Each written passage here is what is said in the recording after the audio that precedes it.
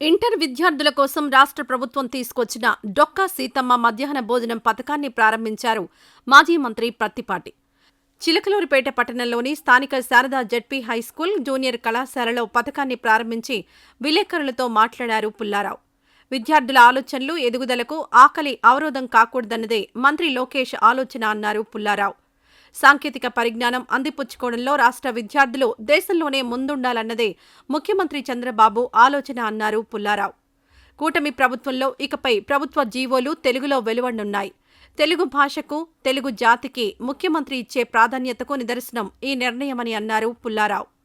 గత ప్రభుత్వంలో రాష్ట్రంతో పాటు చిలకలూరిపేట నియోజకవర్గ వ్యాప్తంగా భూ ఆక్రమణలు, కబ్జాలు విచ్చలవిడిగా జరిగాయన్నారు మాజీ మంత్రి ప్రత్తిపాటి పుల్లారావు. రెవెన్యూ మంత్రి అనగాని సత్యప్రసాద్ అధ్యక్షతన మంగళగిరిలో శుక్రవారం జరిగిన ప్రాంతీయ రెవెన్యూ సదస్సులో భూ ఆక్రమణలు, అనధికార లేఅవుట్ల వ్యవహారాన్ని మంత్రి దృష్టికి తీసుకువెళ్లారు. గత ప్రభుత్వంలో నియోజకవర్గంలో జరిగిన భూ ఆక్రమణలు, కబ్జాలతో పాటు అనధికార లేఅవుట్లపై లోతైన విచారణ జరిపి తప్పు చేసిన రియల్ వ్యాపారులను కఠినంగా శిక్షించాలని మంత్రిని కోరారని పుల్లారావు అన్నారు. జగన్ పాలనలో చిలకలూరిపేట పట్టణంతో పాటు నియోజకవర్గంలో అనధికార లేఅవుట్లు పుట్టగొడుగుల్లా పుట్టుకొచ్చాయని అన్నారు. మరీ దారుణంగా కొన్ని చోట్ల రోడ్లు, కాలువలు, కుంటలు కూడా ఆక్రమించి వైసీపీ నేతలు లేఅవుట్లు వేశారని అన్నారు. ధనార్జనే ధ్యేయంగా భూ ఆక్రమణలకు పాల్పడిన వైసీపీ నేతలు ముంపు ప్రాంతాలను, నివాసానికి పనికిరాని భూములను లేఅవుట్లుగా మార్చి సొమ్ము చేసుకున్నారని అన్నారు. ప్రభుత్వ నిబంధనలకు విరుద్ధంగా కనీస సదుపాయాలైన రోడ్లు, విద్యుత్, డ్రైనేజ్, తాగునీరు, ప్రహారీ వంటివి లేకుండానే రియల్ వ్యాపారులు వెంచర్లు వేశారని పుల్లారావు అన్నారు. అనధికార లేఅవుట్లపై కూటమి ప్రభుత్వం ఉక్కుపాదం మోపనుంది. ఈ తరహా మోసాలను కట్టడి చేయడానికి, ప్రజలకు న్యాయం చేయడానికి త్వరలోనే కొత్త చట్టం తీసుకురానుందని ప్రత్తిపాటి పుల్లారావు అన్నారు. ఈరోజు డొక్కా సీతమ్మ మధ్యాహ్న భోజన పథకం ఇంటర్మీడియట్ ఫస్ట్ టైము రాష్ట్ర చరిత్రలో ఇంటర్మీడియట్ విద్యార్థులకి డొక్కా సీతమ్మ మధ్యాహ్న భోజన పథకాన్ని యువ నాయకులు నారా లోకేష్ బాబు గారు ఈరోజు ప్రారంభించి ఒక చరిత్ర సృష్టించారు. మంచి భోజనం ఉంటే, మంచి క్వాలిటీ ఎడ్యుకేషన్ తీసుకొని మంచి భవిష్యత్తుకు బాటలు వేసేటువంటి దానికి అవకాశం ఉంటుందని స్టూడెంట్స్ అభిప్రాయాలు తీసుకొని లోకేష్ బాబు గారు ఈ నిర్ణయం తీసుకున్నారు.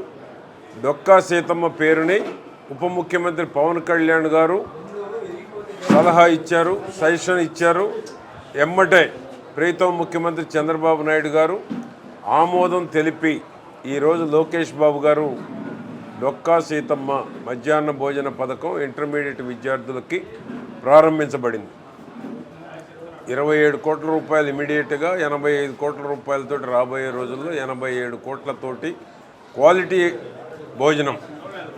ఈరోజు మంచి పొంగలి, స్వీట్ పొంగల్, మంచి రైసు, ఒక కర్రీ, సాంబారు, రాగి జావా, వైట్ రైస్, ఇన్ని రకాలైనటువంటి సంతృప్తికరంగా భోజనం ఎప్పుడైతే ఉంటుందో విద్యార్థులు కూడా చదువు మీద దృష్టి పెట్టేటువంటి దానికి అవకాశం ఉంటుంది. కాబట్టి క్వాలిటీ భోజనం అందించాలనేటువంటిది నారా లోకేష్ బాబు గారి యొక్క ఆశయం. ఎందుకంటే ఈ రాష్ట్రానికి భవిష్యత్తే స్టూడెంట్స్. విద్యార్థులకు ఎప్పుడైతే బాగా మెరిట్గా తయారు చేయగలుగుతామో స్టూడెంట్స్ని, దేశానికి ఒక భవిష్యత్తు దిశ చూపెట్టేది వారు. ఈ దేశానికి పట్టుగొమ్మలే స్టూడెంట్స్ ఈనాడు. ఎందుకంటే రోజు రోజుకి టెక్నాలజీ పెరుగుతూ ఉంది. రోజు రోజుకి చిన్న పిల్లలకు కూడా గతంలో 10 ఏళ్లకు వచ్చిన ఎక్స్పీరియన్స్ ఈరోజు 3 ఏళ్ల పిల్లలకు కూడా వస్తూ ఉంది. అది మారుతున్నటువంటి వాతావరణం అనుకోవాలన్నా, మారుతున్న టెక్నాలజీ అనుకోవాలన్నా, షార్ప్నెస్ ఈరోజు వస్తూ ఉంది. టెక్నాలజీని ఎంత ఉపయోగించుకుంటే అంత వేగంగా ఈ దేశంలో అత్యున్నత స్థానానికి ఎదిగేటువంటి అవకాశం ఉంది. శారదా హై స్కూల్ ఈరోజు బ్రహ్మాండమైనటువంటి హై స్కూల్, హయ్యెస్ట్ స్ట్రెంగ్త్ ఉన్నటువంటి హై స్కూల్. ఈరోజు సుమారు 1000కి పైబడి ఉన్నారు.